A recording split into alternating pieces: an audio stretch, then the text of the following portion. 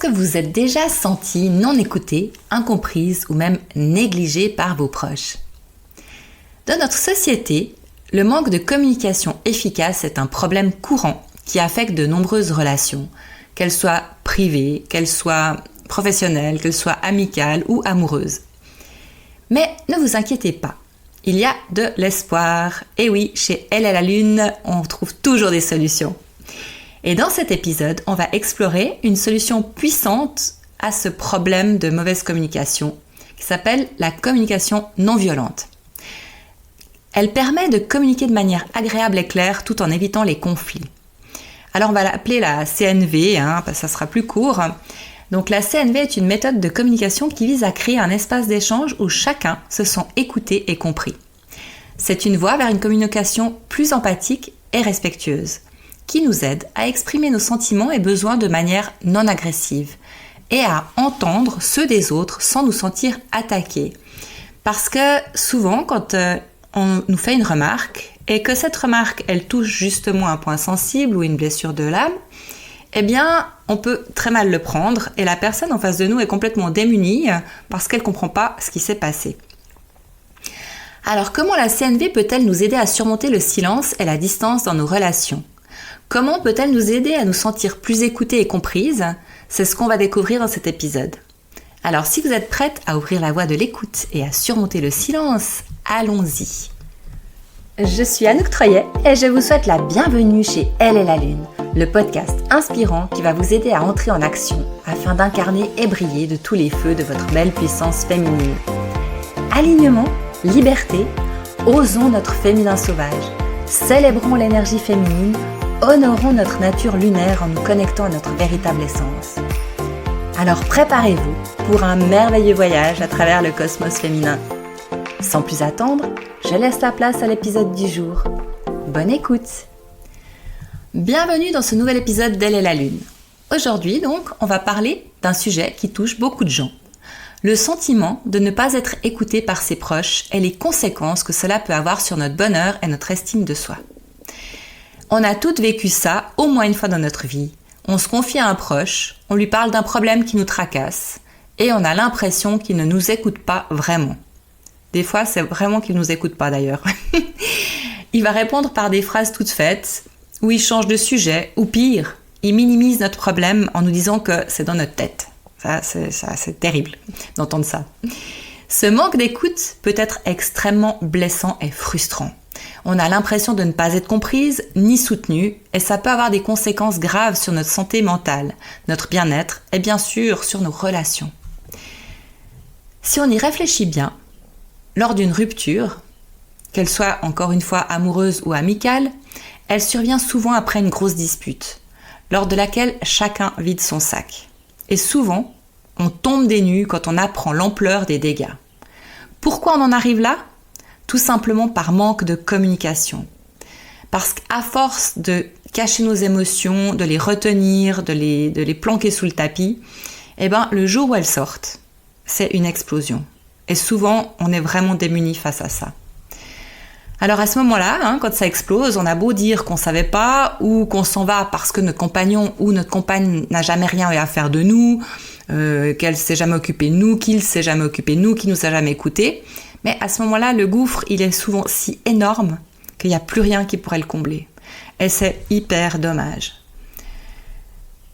Souvent, quand on manque d'écoute et de soutien de la part de notre compagnon, de nos proches, on a tendance à les solliciter encore plus pour combler nos besoins affectifs.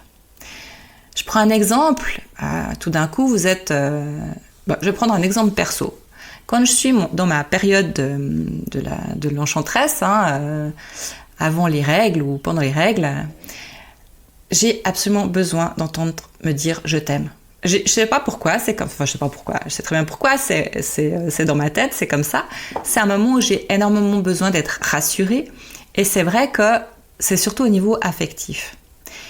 Alors, au début, je m'en rendais pas compte et puis un jour, mon compagnon m'a dit « mais c'est quand même marrant, c'est pas quelque chose, t'es pas quelqu'un qui a absolument besoin qu'on lui démontre tout le temps plein d'attention, plein de choses, mais tout d'un coup, tu me demandes ça. » Et puis c'est là que j'ai réalisé en fait que c'était toujours dans la même période de mon cycle. Et puis, quand ça devient chronique, c'est-à-dire les personnes qui ont tout le temps besoin d'être rassurées, c'est ce qu'on appelle de la dépendance affective. C'est-à-dire qu'on a besoin d'être rassuré sur l'amour qu'on nous apporte, sur le fait qu'on compte pour quelqu'un. Et quand on est dans cette dépendance, c'est vraiment c'est destructeur. Parce que ça se caractérise par un besoin excessif d'approbation et de validation de la part des autres.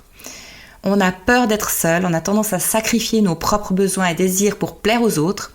Et surtout, ça nous permet de dire oui, mais moi, avec tout ce que je fais pour toi, toi, tu vas faire la même chose pour moi. Et on a besoin de réponses qui nous rassurent quant à leurs sentiments envers nous. Et c'est malsain. Parce que déjà, si on a confiance en soi et qu'on sait qui on est, on n'a pas besoin de l'approbation des autres. Et si on a besoin de l'approbation des autres, c'est justement qu'on est dans l'insécurité totale. Et c'est jamais bon dans une relation, quelle qu'elle soit. Donc, c'est vrai que quand on est dans la dépendance affective, c'est aussi ce qui nous amène à cacher nos blessures et notre vulnérabilité. Évidemment, pourquoi est-ce qu'on va parler? Puisque de toute façon, personne ne m'écoute. Et à ce moment-là, on s'enfonce encore plus profondément dans le déni de soi, de nos sentiments. Et ça peut finir par une séparation parce qu'on n'est plus du tout sur la même longueur d'onde. Et surtout parce que on a tellement besoin de sécurité, d'être sécurisé, que quand l'autre ne satisfait pas à cette exigence-là, ça ne nous satisfait plus. Alors que si vous vous mettez à l'inverse, si vous mettez dans le rôle de celui qui est sans arrêt, ou de celle qui est sans arrêt sollicité, c'est agaçant, parce qu'à un moment donné, on a envie de dire, mais écoute, depuis le temps que je te le dis, je te le montre tous les jours, je te le prouve, je te le répète, tu me le demandes 50 fois par jour, stop, maintenant ça suffit, et un peu confiance. Et puis c'est là que, la mauvaise communication s'installe, on n'a plus envie de parler, on n'a plus envie de montrer nos sentiments, et puis tout le monde souffre dans son coin. Donc, si plutôt que de se taire, on pratiquait la communication non violente. Alors, avant de l'explorer, c'est important de comprendre les principes de base. La CNV, elle repose sur 4 étapes fondamentales. L'observation, l'expression des sentiments, l'expression des besoins et la demande. Donc, l'observation, évidemment, ça doit être sans jugement. Il s'agit de décrire la situation de manière neutre et objective, sans porter d'étiquette ou d'émettre des jugements de valeur. Par exemple, au lieu de dire « de toute façon tu m'écoutes jamais », on peut dire « j'ai le sentiment de ne pas être entendu lorsque je te parle de mes problèmes ». Et stop. C'est un sentiment, c'est quelque chose qu'on communique d'une manière calme et on parle de soi, de ce qu'on ressent à l'intérieur de nous.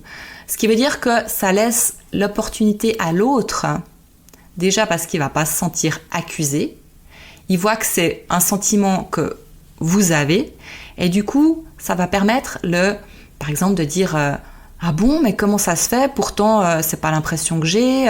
Ah ok, alors écoute, je vais faire attention. De quoi est-ce que tu as besoin? Enfin, ça amène un dialogue. C'est pas une accusation. Donc, on n'a pas besoin de se défendre par rapport à ça. Ensuite, on parle de l'expression. Donc, expression des sentiments. C'est-à-dire reconnaître et exprimer ses propres sentiments en utilisant un langage clair et précis de manière non agressive. Lorsqu'on se sent blessé ou frustré, c'est hyper facile de tomber dans le piège de la critique ou du blâme.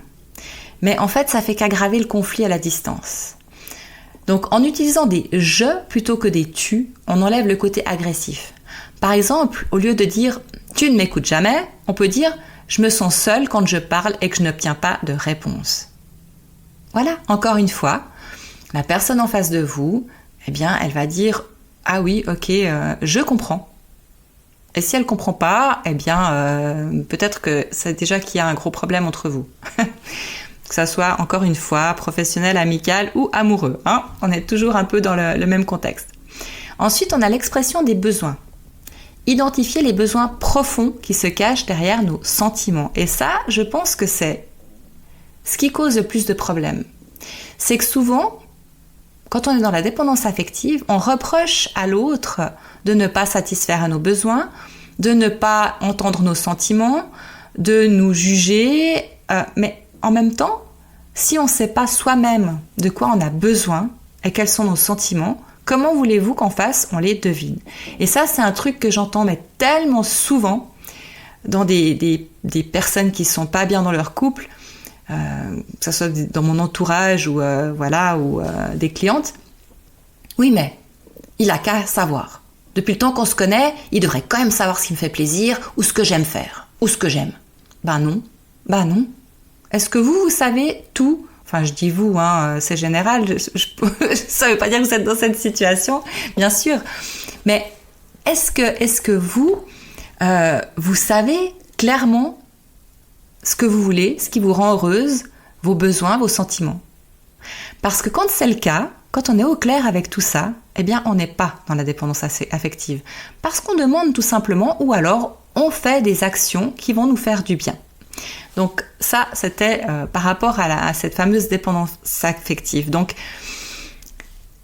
si dans l'expression des besoins, on arrive à identifier nos besoins profonds qui se cachent derrière nos sentiments, eh bien, on peut dire par exemple, j'ai besoin de me sentir entendue et soutenue quand je te parle de mes problèmes. Ça, c'est une manière aussi de parler de ses besoins de manière claire et efficace. Ensuite, en concernant les demandes claires et concrètes, exprimer nos demandes de manière positive et constructive en se concentrant sur ce que nous voulons obtenir, plutôt que sur ce que nous ne voulons pas. Formulons une demande concrète à l'autre. Par exemple, on peut dire « J'aimerais te parler de quelque chose qui est important pour moi. Est-ce qu'on peut en parler maintenant ?» La personne en face de vous, elle va entendre que vous avez quelque chose d'important à dire, mais qu'elle n'est pas obligée de tout entendre maintenant. Peut-être qu'elle a eu elle aussi des difficultés dans la journée, peut-être qu'elle a un sujet qui la préoccupe, peut-être qu'elle est pressée parce qu'elle a autre chose à faire après, ou peut-être qu'elle n'a pas la tête à ça tout simplement. Donc ça laisse l'ouverture, peut-être que cette personne va vous répondre « Ah ok, oui, très bien, alors on en parle maintenant ». Ou peut-être qu'elle va vous dire « Écoute, j'ai juste un mail à envoyer ou un téléphone à faire ou j'ai quelque chose d'autre à faire qui est urgent parce que j'avais pas prévu, mais on s'aménage un temps pour parler tous les deux ou toutes les deux de ce qui te préoccupe. » Et souvent, on va même vous dire, est-ce que ça peut attendre? Parce que à partir du moment où vous impliquez la personne d'une manière empathique et que vous lui demandez quand même si elle est disponible pour ça, forcément que la communication, elle s'instaure dans les deux sens. C'est vrai que quand on a quelque chose sur le cœur, on a vraiment envie de le déballer tout de suite. Mais voilà, c'est pas sain. De toute façon, on ne devrait jamais faire les choses sous le coup de l'émotion. Alors ça, je vous le dis, je me soigne parce que je suis quelqu'un de très impulsive et puis ça a été longtemps... après, je suis pas non plus quelqu'un qui agresse ou ce genre de choses, donc en général, j'étais plutôt du genre, comme beaucoup, à avaler et puis avaler, puis faire la cocotte minute et un jour exploser. Donc c'est pour ça que maintenant, j'ai appris que on n'a pas besoin de tout dévaler tout de suite, mais il faut pas attendre pour le faire. Il vaut mieux s'aménager un moment, dire « Ok, écoute, moi j'ai quelque chose là vraiment qui est important pour moi sur mon cœur, par rapport à nous, par rapport à notre relation, par rapport à quelque chose qui s'est passé entre nous. Donc, ça serait bien qu'on le fasse rapidement. Parce que sinon après, qu'est-ce qui s'instaure? C'est la rancune, c'est la colère. Puis après on se calme et puis on a mis ça sous le tapis, puis on n'a plus envie d'en parler. Et puis voilà, ça fait boule de neige. Donc, dans ces cas-là, si vous avez des doutes, le mieux, c'est vraiment de se mettre un moment à la place de l'autre. Quand vous attendez que votre compagnon y rentre parce qu'il vous a dit un truc au téléphone ou que vous avez vu quelque chose qui vous a énervé ou qui vous a touché ou qui vous a rendu triste, imaginez cette personne rentre du travail, il est fatigué, il a eu beaucoup de choses et puis vous, quand il arrive, vous fondez en larmes ou bien vous piquez une crise. Encore une fois, je dis vous, c'est pour imaginer la situation, c'est pour se mettre en situation. C'est pas du tout que je pense que vous êtes comme ça ou pas. Donc, Imaginez, il arrive, et puis il est fatigué, et puis voilà, vous fondez en larmes ou vous mettez en colère. Qu'est-ce qui va se passer? Soit il reprend sa veste et puis il sort en disant écoute, je reviendrai quand tu seras plus calme. Soit il va vous dire écoute, quand tu seras calmé, on pourra peut-être en reparler. Ou alors il va rien dire du tout puis aller s'enfermer dans une pièce. Ou je sais pas, d'autres choses, mais en tout cas, c'est pas agréable. Personne n'aime ça, vraiment. Et puis ça coupe tout en fait, ça coupe la communication. Alors en plus de pouvoir manifester ce qu'on veut de manière claire et positive, il faut écouter aussi. Écouter l'autre, être dans l'écoute active. Ça signifie être pleinement présente et attentive lorsque l'autre personne parle, sans l'interrompre et sans la juger. L'écoute active, ça nous permet de comprendre véritablement les sentiments et les besoins de l'autre et de répondre aussi de manière empathique et respectueuse.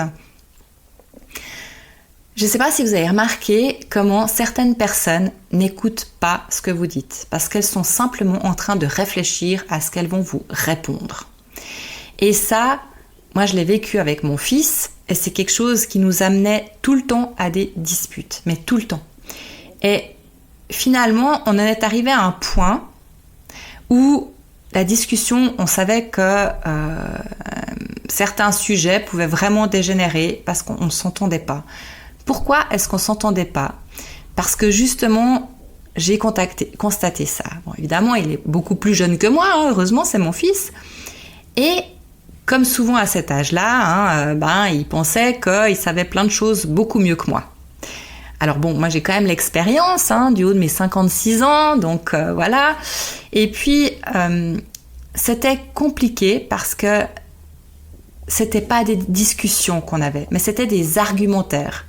Et il voulait absolument me convaincre qu'il avait raison et que j'avais tort.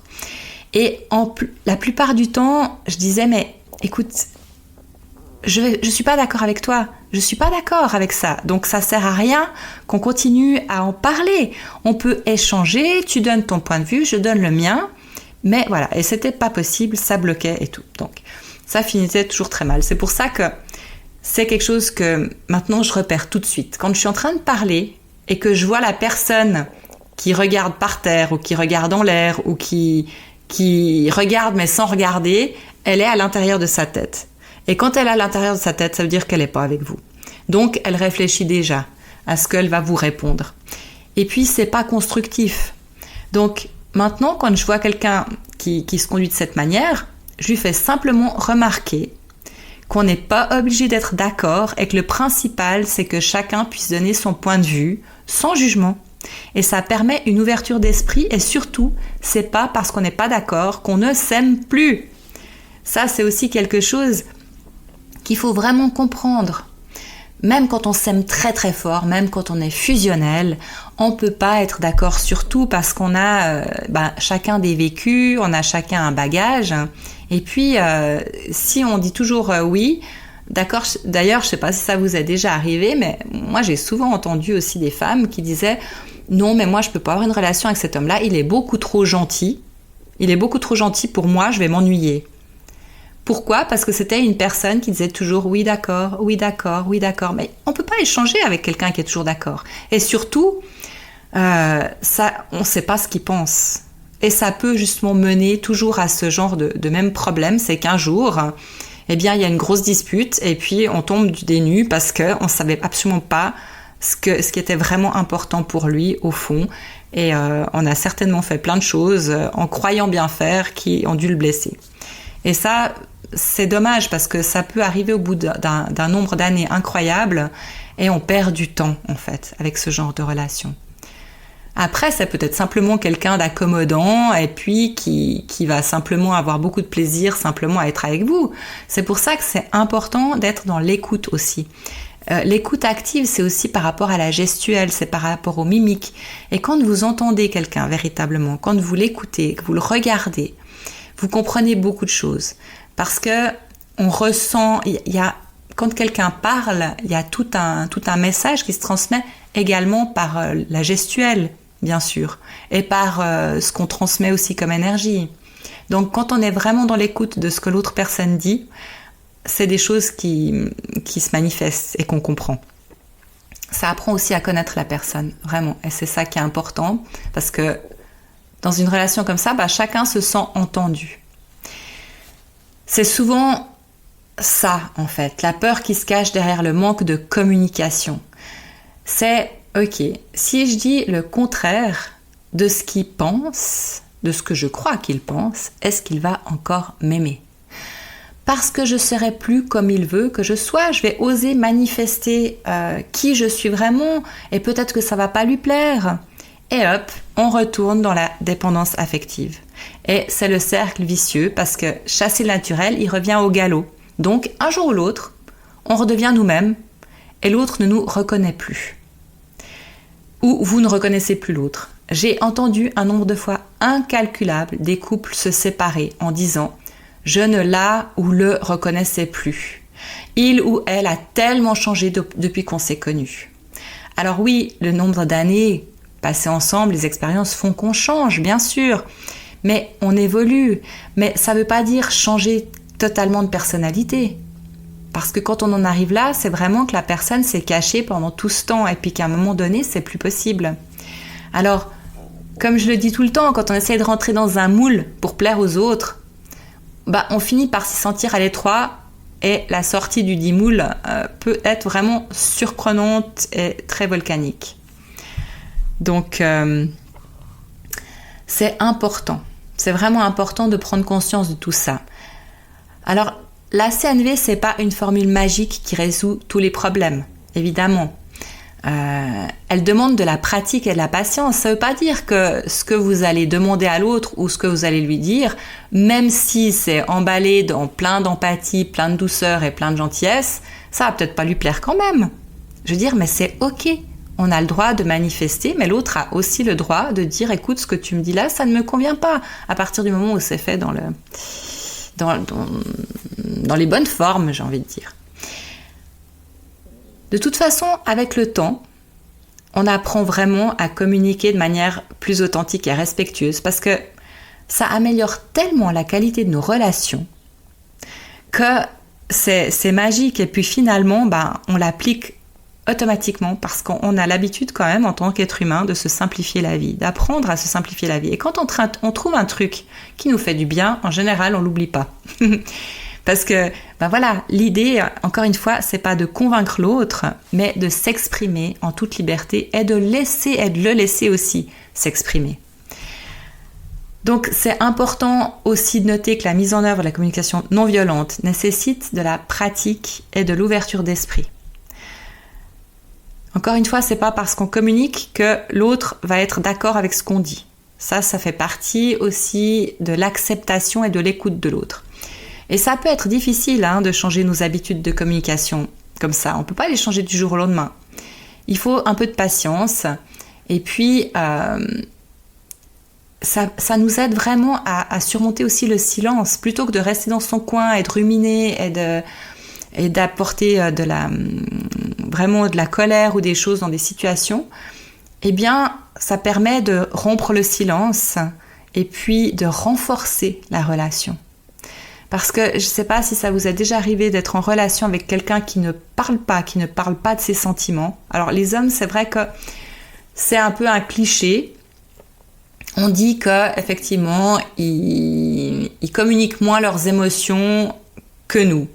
Mais peut-être que c'est aussi parce que si en face d'eux, ils ont quelqu'un qui leur demande jamais comment il se sent et comment il va et ce qu'il ressent parce que c'est un homme et puis parce qu'on a été éduqué comme quoi la femme, elle pleurniche tout le temps et puis l'homme, il est stoïque et puis il montre pas ses sentiments. Forcément que si on reste dans ces clichés-là, ça va être compliqué. Mais vous savez, on est tous des êtres humains et on a tous besoin de communiquer et on est tous faits pour vivre à plusieurs, en couple ou en communauté ou... On n'est pas fait pour être seul. D'ailleurs, la solitude, j'en parlais dans mon épisode de podcast précédent. La solitude, c'est quelque chose qui est énorme, en tout cas en Suisse, dans notre pays, mais je crois que c'est un petit peu mondial. Et puis, c'est rester dans le silence comme ça, ça amène à un moment donné, et rester dans la solitude, ça amène à la dépression, à la déprime aussi. Donc, la communication non violente, la CNV, est un outil précieux pour rétablir aussi le dialogue et le respect mutuel dans nos relations. Ça nous permet de nous exprimer de manière authentique et respectueuse et d'écouter véritablement les autres et de résoudre les conflits de manière constructive. D'ailleurs, on apprend plein de choses en écoutant. C'est vraiment ça aussi un moyen d'établir une relation sur des bases solides et durables. Parce qu'on apprend à connaître l'autre et ça évite aussi de le blesser ou d'être blessé. Quand on connaît les blessures de l'autre, on apprend à respecter sa personnalité et ses sentiments. Quelqu'un qui a toujours vécu avec des parents qui lui montraient pas de sentiments, qui étaient froids et qui, peut-être que c'était une famille où c'était tabou de montrer ses sentiments. Je sais que dans certaines cultures, ça l'est. Eh bien, quand on sait que cette personne-là, elle a été éduquée comme ça, eh ben, on peut pas lui demander du jour au lendemain de se livrer puis de nous raconter qu'elle nous aime ou puis de nous livrer ses sentiments. Parce qu'elle n'a pas été éduquée comme ça. C'est un mode d'emploi qu'elle ne connaît pas.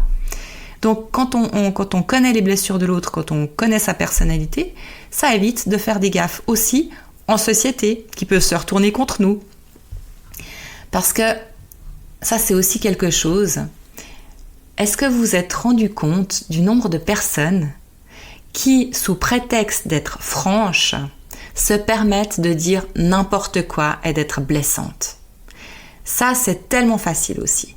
De dire des choses, de critiquer quelqu'un, pas après dire « Ouais, mais moi, je suis franche, hein.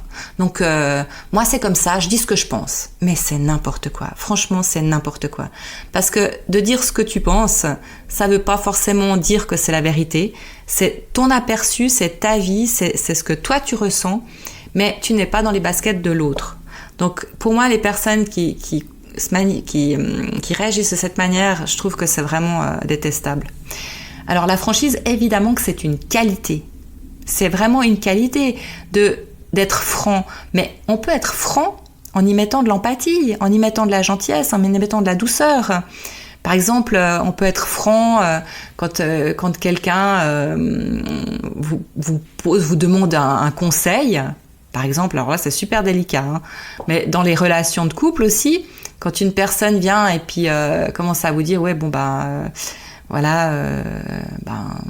compagnon, il s'est vraiment énervé très fort dernièrement, au point qu'il a levé la main sur moi ou il a eu un geste vraiment violent. À ce moment-là, on peut être franche, mais évidemment en prenant des pincettes et des gants, et même les deux en même temps, et tout ce que vous pouvez prendre comme douceur, pour amener cette personne, parce que c'est quelque chose qui est dangereux pour elle, pour sa santé, ou évidemment, si c'est quelqu'un qui a l'habitude, par exemple, de dire à tort et à travers tout ce qu'elle pense, ou de toujours aller chercher du réconfort chez une certaine personne que vous savez qui n'est pas forcément honnête ou qui va tout redire derrière elle, vous pouvez le dire. Par exemple, voilà, moi je sais que tu te confies beaucoup à cette personne, mais observe quand même que quand elle parle elle-même des autres personnes, elle raconte tout ce qui se passe des autres. Donc si elle parle d'autres personnes avec toi comme elle le fait avec elle, tu peux bien te douter que tout ce que tu lui racontes, elle va le dire ailleurs. Des choses comme ça, vous voyez, mais de dire vraiment des choses, être franche, je trouve que c'est vraiment quand ça amène quelque chose de puissant et d'important à la personne. Si c'est pour parler, par exemple, on va prendre l'exemple, vous avez prévu une soirée entre amis et puis il y en a une d'elles qui sort de chez le coiffeur, elle arrive, elle est toute contente, elle s'est coupé les cheveux, elle a fait une couleur et tout va bien et puis elle est radieuse. Et puis, je sais pas si vous avez déjà assisté à ce genre de scène, mais c'est dur, quoi.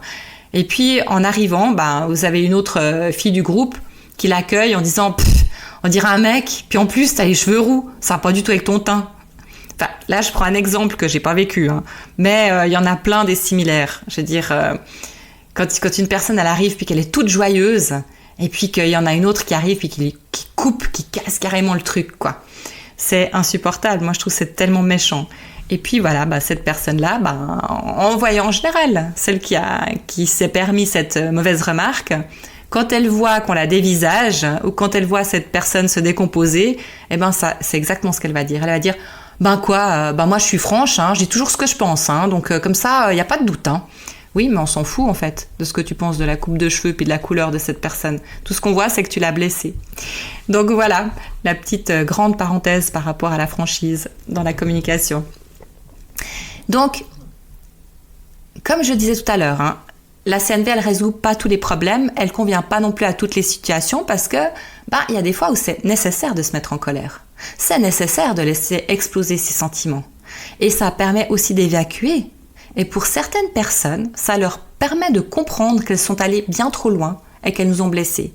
Si on reprend l'exemple de tout à l'heure, avec la personne qui s'est coupé les cheveux, eh bien, elle va être complètement ébahie et puis après, elle va être mal. Puis si ça se trouve, elle va passer la soirée dans son coin à être totalement dévastée parce que elle était toute contente et puis maintenant, elle est en train de se demander mais comment c'est vrai, est-ce que je suis moche, est-ce que c'est moche, est-ce que c'est pas beau, qu'est-ce que j'ai fait, etc. Donc là, par exemple, si elle était bien dans sa tête, elle aurait pu lui envoyer une vanne en disant écoute, peut-être que toi tu devrais y aller chez le coiffeur ou je sais pas, enfin dire quelque chose pour couper court. Parce que ça, c'est important aussi de se faire respecter. Il faut pas laisser les gens se permettre n'importe quoi, les personnes, que ça soit des proches ou pas des proches, de vous rabaisser ou de vous dire n'importe quoi. Et souvent, quand on est face à des personnes comme ça, il suffit juste une fois de lever le ton ou de lui envoyer une vanne pour qu'elle n'ose plus le faire. Parce que ce sont des personnes qui aiment ça, qui aiment en fait vous démolir par plaisir de se sentir supérieure à vous. C'est des personnes qui en général manquent beaucoup de confiance en elles. Donc quand elles se permettent de le faire et qu'on les renvoie dans leurs pensées, enfin dans leurs paroles blessantes, souvent après elles s'arrêtent. Et il ne faut pas culpabiliser quand on exprime ses sentiments. On est des êtres humains, on est humaines et ça fait partie de nous. Et dans certaines circonstances, encore une fois, c'est nécessaire. Donc, pour résumer, les bienfaits de la communication non violente, ça améliore la communication et les relations, ça permet de mieux se comprendre soi-même et les autres, parce que quand on fait ce travail sur soi, de réfléchir à ce qu'on va dire et comment on va le dire, eh bien, on se rend compte aussi de nos forces et de notre pouvoir de persuasion, notre pouvoir de séduction aussi, parce que quand on parle de cette manière, je peux vous assurer que du coup, on a une toute autre lumière. Et puis les autres, ils vont venir se confier à vous. Ou alors ils vont vraiment vous parler beaucoup plus librement parce qu'ils sauront que vous êtes là, que vous écoutez, que vous entendez et surtout que vous vous exprimez d'une manière qui n'est pas blessante. Donc ça favorise vraiment une communication fluide et beaucoup plus respectueuse et ça vous attirera aussi des amitiés et des personnes qui vont pouvoir se sentir libres avec vous. Donc ça permet vraiment de résoudre aussi des conflits de manière constructive parce que ça offre des outils pour désamorcer les tensions, trouver des solutions mutuellement acceptables et puis préserver les relations. Ça renforce l'estime de soi et la confiance en soi parce qu'en apprenant à s'exprimer de manière authentique et assertive, ça contribue à renforcer notre estime de nous et notre confiance en nous. Parce que quand on voit qu'on arrive à instaurer un dialogue, on est bien. On est bien après dans la relation, ou bien on est bien parce qu'on sait qu'on va pouvoir répondre à chaque sollicitation. Combien de fois est-ce que, en tout cas perso, mais combien de fois je me suis dit « Oh, mais là j'aurais pas dû répondre ça, j'aurais pas dû dire ça » ou bien « Là j'aurais dû dire ça, mais pourquoi est-ce que j'ai pas répondu et pourquoi je me suis laissé faire ?» Et ça arrive très souvent. Et quand on apprend à répondre de cette manière vraiment authentique et avec beaucoup d'empathie, eh bien, on n'a plus peur du tout parce qu'on va répondre du tac au tac. On a quelqu'un qui va nous agresser, on va lui répondre du tac au tac. On n'aura plus cette peur un petit peu d'exprimer nos sentiments ou de sortir notre colère parce qu'on sait qu'on peut le faire, on sait le faire. Donc ça développe l'empathie et la compassion aussi, ça nous encourage à nous mettre à la place de l'autre et à comprendre ses besoins et ses sentiments. Voilà, donc c'est vraiment un outil puissant et on peut utiliser et qu'on utilise quotidiennement pour améliorer les relations. Donc on peut aussi, en l'adoptant, traverser les malentendus parce qu'on va apprendre aussi à ne pas répondre peut-être tout de suite, à prendre le temps, à réfléchir et puis après aller revoir cette personne et lui dire voilà, maintenant j'aimerais mettre les choses au point avec toi par rapport à ce qui s'est passé tout à l'heure. Et puis ça établit une véritable connexion. La communication, c'est le cœur des relations. Ça, c'est clair. Et que ce soit n'importe comment, que ce soit même par texto. Vous envoyez un texto, vous allez aussi apprendre à envoyer des textos en mettant par exemple des points d'interrogation, des points d'exclamation, un smiley. Moi, c'est quelque chose que j'utilise énormément parce que je trouve qu'un texto, c'est tellement brut et on ne sait pas dans quelle intention c'est dit. Il n'y a pas toute la gestuelle autour, il n'y a pas l'empathie, on ne ressent pas la personne, on ne la voit pas, on ne voit pas ses yeux, on ne voit pas ce qu'elle pense. Donc on peut soit très mal le prendre alors que c'était tout à fait bienveillant, ou alors on peut très bien le prendre alors qu'en fait c'était quelqu'un qui se moquait de nous. Donc je trouve que ces textos avec on a possibilité maintenant de mettre des smileys, de mettre des trucs, et je trouve que c'est génial. Parce que une phrase qui peut être brute, on lui met tout de suite l'intonation. Après, il y a des personnes qui aiment ou qui aiment pas, mais sans mettre des smileys, vous pouvez aussi tourner la phrase d'une certaine manière. Plutôt que de mettre un style télégraphe avec salut, ce soir 17h, c'est un peu rude. Mettre des phrases complètes, par exemple. Alors, ça prend un petit peu plus de temps à écrire, mais franchement, c'est beaucoup plus agréable et ça évite aussi des problèmes parce que le nombre de problèmes de communication avec ces messages, c'est juste quelque chose de fou. Donc, aussi, on peut privilégier aussi les vocaux, les messages vocaux, ça c'est très bien. Sauf quand on sait que l'autre personne, elle est en route, qu'elle est en voiture ou... Ça, c'est une chose aussi qu'on peut dire. Écoute, moi, je préfère t'envoyer un message vocal, mais s'il te plaît, tu l'écoutes pas quand t'es en route. C'est pas un souci si tu me réponds pas tout de suite. Voilà. Alors, mes chères magiciennes, si vous avez aimé cet épisode, n'hésitez pas à le liker, le partager et vous abonner à mon podcast pour plus de conseils et d'informations. Et si il vous a touché ou si vous pensez qu'il pourrait aider quelqu'un dans votre entourage, n'hésitez pas à le partager. Nous, on se retrouve très bientôt pour un nouvel épisode, même la semaine prochaine, où on continuera à explorer ensemble les chemins vers une vie plus équilibrée et heureuse. En attendant, prenez soin de vous et rappelez-vous, la personne la plus importante au monde qui mérite votre amour et votre attention, c'est vous-même. À bientôt!